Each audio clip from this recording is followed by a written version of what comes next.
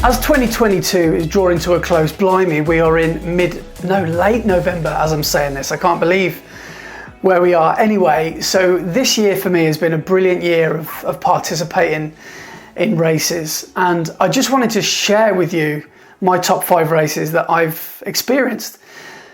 Maybe you've done some of these races, or maybe you're going to go on to do them in the future. I don't know, but anyway, without further ado, here are my top 5 races that I raced in 2022. So sneaking in at number 5 was the Alton Towers half marathon. Now, you may recall I only did this a couple of weeks ago, but I did it for the first time last year, and I thought, this is just so much fun, I have to do it again. Now, crazily, I got this race for free because it's put on by an event company called Run Through, who you've probably heard of if you're in the UK.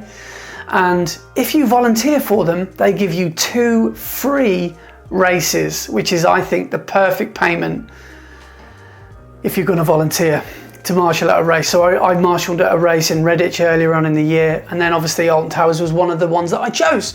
Now, the race itself isn't easy, it's very undulating, but that kind of, you get easily distracted by how difficult the race is by the amazing entertainment that's on the course. You're running past pirates, Teletubbies, roller coasters, and if that isn't brilliant enough, you get a almost exclusive use of the park as part of your entry fee for the rest of the day until it closes at 6:30. So I recently did this race that you probably saw with Brett, and we just rode the roller coasters until it closed basically, and it was just phenomenal. So put the Alton Towers half marathon on your list for 2023. It's maybe not a PB course, might be for you, but it wasn't for me. But it's just so wacky, it's just mental. It feels like you're in some sort of dream or magical mystery tour. It's crazy. So number 4, I did this race earlier on in the year in spring, and it's the Western Super Mare half marathon. Now, I chose this race because it's not too far from me as the crow flies. It didn't require a hotel stay. It's just within that. It's just far enough away for me it's just close enough, I should say, to warrant getting up in the morning and going to do it. It was about an hour and a half for me down to the coast, and it was a beautiful day when I did the race, really calm spring day. And the reason I loved it so much was because I didn't expect it to be as good as it was. Now, I don't want to overhype it because you might think it wasn't that good, but for me, the experience was great. In the quieter sections, you got to run over things like, it was very traily in parts, so it really did feel like a trail running in sections. There was a really cool section twice of running on the beach, which I've never done before during a race, and it was running on the hard, solid sand, so it wasn't too tough at all. Wasn't too difficult, and the finish was on the pier, which is just awesome. So as you're coming up the promenade, you take a 90-degree turn and you finish your sprint finish. The last, 400 meters or so is to the end of Western Super Mare Pier, and for that reason it creeps into my top 5. It's a brilliant race, and I would definitely recommend the Western Super Mare half marathon. Number 3, now this one, a bit of a controversial one at the moment, the Brighton Marathon. Now, it was my first ever marathon that I raced earlier on in the year. So every year it happens in spring, it's in April, and apart from the one year because of COVID, I think it moved to October or September, but it's back in April. Now, they're shrouded in controversy at the moment because of being basically bankrupt, and is the race going to go ahead? I hope to God that it does, for everyone that's already put their name forward to race in 2023. However, 2022 was brilliant. For me anyway. For a lot of people it wasn't, because they owe a lot of people a lot of money. But for me, I just had an absolute blast. The race was, as I said, it was a huge goal marathon for me, a goal race, because it was my first ever marathon. And I'm so glad that I experienced it in Brighton itself. The support was amazing, especially, I remember this clear as day, I was feeling absolutely just spent. I couldn't even lift my arm to record myself. And the crowds just carry you. They just push you with their energy. And I've never felt anything like that. And so for that reason, Brighton has to be in my top 5. It's a brilliant course. They've changed it for 2023.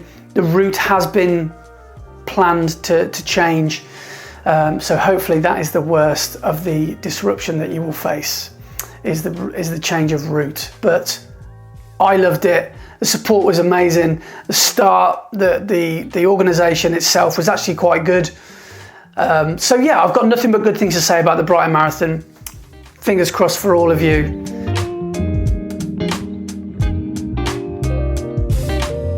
The Amsterdam Marathon was just ridiculously amazing. You start and finish in an Olympic stadium, which is just phenomenal. And along the route, there's a big section. I think you can probably split this race up into thirds. So in the first third, you've got the city. The second third, you've got the River Amstel, which is an out and back section, which is quite a quietly supported section. But then the final third, or at least the big chunk of that final third, the support coming through the Vondel Park at the Rijksmuseum was just different level. It was amazing. The Amsterdam Marathon, I just absolutely loved it from start to finish. Sometimes those quieter sections are actually quite well received as a runner, because it allows you to kind of get into stop getting so carried away. And it comes at a time where you really do need to focus. So I think the quieter sections come at around about 12k, 12 to say 25k, 12 to 23, something like that. And it really just allows you to really just get through those miles and just start finding a rhythm. And then the crowds build back up again as the race progresses. But no, nothing but amazing things to say about the Amsterdam Marathon. If you are thinking of doing it, if you're like me, you've been on that website homepage hovering over it saying, should I, shouldn't I, should I, shouldn't I? You should. It was amazing. Absolutely brilliant. The Great North Run was everything I wanted it to be and so much more. It was incredible. The best way I can sort of describe it is it's like a Glastonbury or a Woodstock or the World Cup final, if you want to use a football analogy, of running. It's just such a festival, a celebration of positivity, of running. It's amazing. There are all abilities, there are all people from all walks of life doing this race. And I just couldn't believe the scale of positivity, not even support. So coming into the finish line was again like nothing I've ever seen. You come down a really steep hill at mile 12 and then you finish along the beach, and the crowds were like 5 to 10 people deep. I couldn't believe it. The amount of people shouting you was, and it was amazing because your name is on your bib. Everyone's just encouraging you, and I couldn't believe how many people were there, and the noise, the volume that the locals and everyone's spectators bring is just phenomenal. It really, really is, and that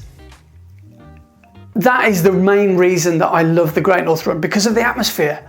The run itself was hard. Yes, there's a couple of big hills in there, so you will need to train. You can't just get through it. Well, maybe you can on atmosphere alone.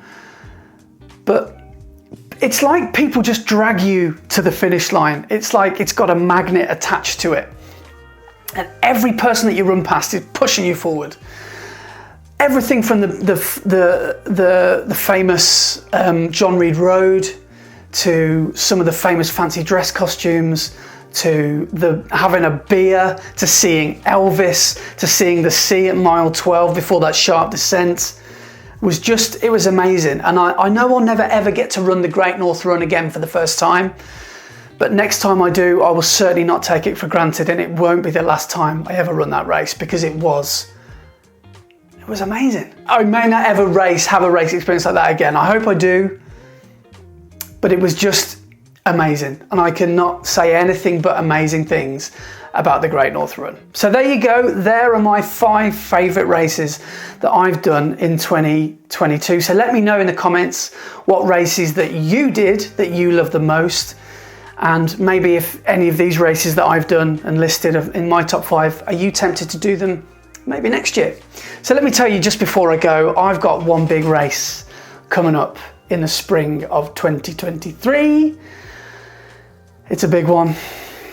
Here in the UK anyway. Manchester, baby. I'm looking forward to getting stuck into Manchester, and I'm doing a 16-week program, which will be starting on Boxing Day of all days. And I'm really looking forward to setting myself some targets and goals and continuing this upward trajectory that I seem to be on, which feels really good. 2022 has been awesome for races and running, and I can just really hope that 2023 carries on in the same fashion. So thanks for watching this video. I'm just so excited for 2023's races, but I'm also really grateful for a bit of a rest. I'm not doing any more races now, I don't think, in 2022. And I'm grateful for the rest, as I said. So thanks for watching, and I will see you on the next one, whatever that may be about. Hope you guys are taking it easy. See you soon. Ta-da.